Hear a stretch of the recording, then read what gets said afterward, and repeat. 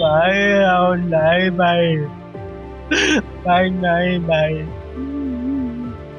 ଭାଇ ଆସିଥିଲା ଘରୁ ଖାଇବା ନବା ପାଇଁ, ଆଉ ଭାଇ ଆଉ ଆସିଲାନି।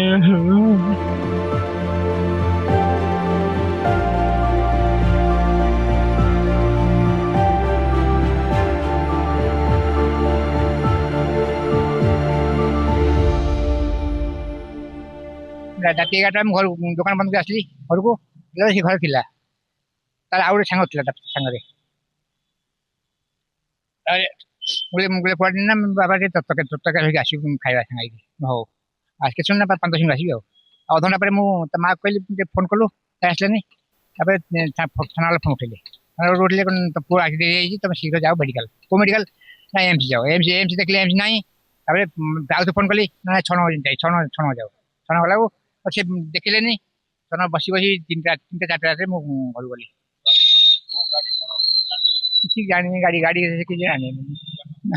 ପ୍ରଶାସନ ଅନୁରୋଧ କରି ମୋର ଯୋଉ କ୍ଷତି ହେଇଛି ତାକୁ କ୍ଷତି ସେ ଦେଇପାରିବେ।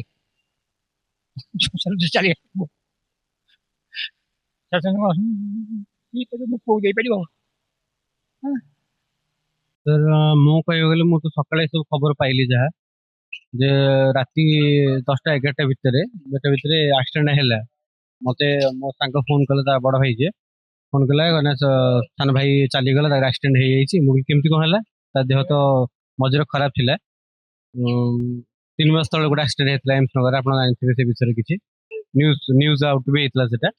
ତ କାଲି ରାତିରେ ଯାହା ବି ଘଟା, ଏଇଟା ମୁଁ କହିବି ଏଇଟା ମେ ବି ପ୍ଲାନ୍ ହେଇପାରେ, କିମ୍ବା ଏଇଟା ଗୋଟେ ଅକସ୍ମାତ। ହଠାତ୍ ସେମାନେ ଘରକୁ ଗଲେ ଖାଇବା ପାଇଁ, ଖାଇବା ଧରିକି ରିଟର୍ନ ଘରକୁ ଆସିଲା ବେଳେ ମଝି ବାଟରେ ଏସବୁ ଜିନିଷ ହେଇଛି। ପୁଲିସ ଇନଭେଷ୍ଟିଗେସନ କରିବ। ଏବେ ଯାହା ଅନୁମାନ କରାଯାଉଛି, ଦ୍ରୁତ ଗତିରେ ସେଇ ବଡ ଯାନଟି ଯୋଉ ବାଡେଇକି ଯାଇଛି ସେମାନଙ୍କୁ, ସେ ବଡ ବଡ ଗାଲି ବୋଲି ଅନ୍ ଦ ସ୍ପଟ ଲୋକ ଯେତିକି ଥିଲେ, ଆଇ ୱିଟନେସ୍ ଯେତିକି ଯୋଉମାନେ ଦେଖିଥିଲେ ଖଣ୍ଡଗିରି ଏରିଆ ଭିତରେ, ତ ସେମାନେ କହନ୍ତି ବଡ ଗାଡିଟେ ବାଡେଇ ଦେଇକି ପଳେଇଛି। ଏମାନେ ଠିକ ଠାକ ରାସ୍ତାରେ ଆସୁଥିଲେ। ଯିଏ ଚଲାଉଥିଲେ ସେ ତା ସାଙ୍ଗ ଥିଲା। ସେ ପିଲା ଡିଏଲବି ଥିଲା। ମଦ ଫଦ ସେମାନେ ପିଇ ନଥିଲେ, ଜଣା ପଡିଯାଉଛି ଏରୁ। କିନ୍ତୁ ମୁଁ ଯାହା କହିବି ଯେ ଆଜିକାଲି ଯୋଉ ସଡ଼କ ସୁରକ୍ଷା ପାଇଁ ଯୋଉ ପଦକ୍ଷେପ ନିଆଯାଉଛି, ସେ ସବୁ କିଛି ନୁହଁ। କାରଣ ଦିଟା ପିଲା ନର୍ମାଲି ଗାଡି ଚଲେଇକି ଯାଉଛନ୍ତି, ତାକୁ ଗାଡି ବାଡେଇ ଦେଇକି ପଳଉଛି, ଜୀବନ ଚାଲୁଛି। ଦିଟା ଛୁଆଙ୍କର, ଗୋଟେ ପରିବାର, ଦିଟା କଲା ଭଳିଆ କୂଳ ଦୀପ। ସେମାନେ ସବୁଦିନ ପାଇଁ ଲିଭି ଗଲେ। ପ୍ରଶାସନ ତ ଏଇଟା ତାଙ୍କ ଜୀବନଟାକୁ ଫେରେଇ ଦେଇ ପାରିବନି ସାର୍। କିନ୍ତୁ ସେ ବହୁତ ଭଲ ପିଲା, ଭଲ କାମ କରେ। ଏମ୍ସ ନଗରରେ ସେ ଡକ୍ଟରଙ୍କ କନସଲ୍ଟେନ୍ସିରେ ରହି କାମ କରୁଥିଲା, ମେଡିସିନ ସେକ୍ଟରରେ କାମ କରୁଥିଲା। ତାର ସେମିତି ଗୁଣ୍ଡାଗର୍ଦି କିଛି ନାହିଁ, ଗୋଟେ ରାଇଟିଆ ପିଲାଟା। ଯାହା କବ ଫେସ୍ ଟୁ ଫେସ୍, ତାର ଭିତରେ କିଛି ଲୁଚେଇକି ସେ ରଖେନି।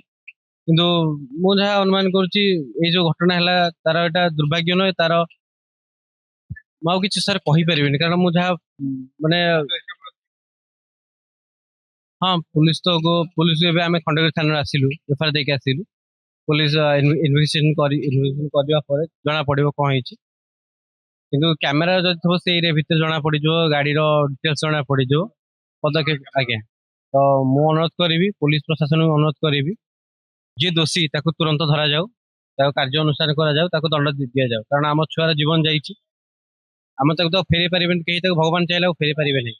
ଆମେ ପରିବାର, ବାବା ମା ଯୋଉ କାନ୍ଦୁଛନ୍ତି, ତାଙ୍କ ଯୋଉ ଛାତ୍ର ବେଦନା କିଏ ଆଉ ତାକୁ ବୁଝେଇ ପାରିବ? କେହି ବୁଝେଇ ପାରିବେନି। ଭାଇ ଆଉ ନାଇଁ ଭାଇ, ଭାଇ ନାଇଁ ଭାଇ। ଭାଇ ଆସିଥିଲା ଘରୁ ଖାଇବା ନବା ପାଇଁ, ଆଉ ଭାଇ ଆଉ ଆସିଲାନି। ସେ ପିଲାଟା ତାକୁ ଡାକିକି ଆଣିଲା, ବୁବୁ ଭାଇକୁ ଘରୁ ଡାକିକି ଆଣିଲା। ଖାଇବାକୁ ଆସିବେ ବୋଲି ଡାକିକି ଆଣିଲା। ଭାଇ ବାବା ଆସିଲାନି। ଭାଇକି ଯେତେବେଳେ ଘରୁ ଫୋନ ହେଲା, ପୋଲିସ ଧଇଲେ, କହିଲେ ଭାଇ ଆକ୍ସିଡେଣ୍ଟ ହେଇଯାଇଛି। ଏମ୍ସ କହିଲେ, ଏମ୍ସ ରେ ଗଲା ବେଳକୁ ନଥିଲା। ତାପରେ ଏଇଠିକି ଆସିଲୁ, ରାତି 1ରେ ଜାଣିଲୁ ଭାଇ ଆଉ ନାହିଁ ମୋର। ନାଇଁ, ଦେଖା କରୁନଥିଲେ, ଦେଖା କରେଇ ଦଉନଥିଲେ ମତେ।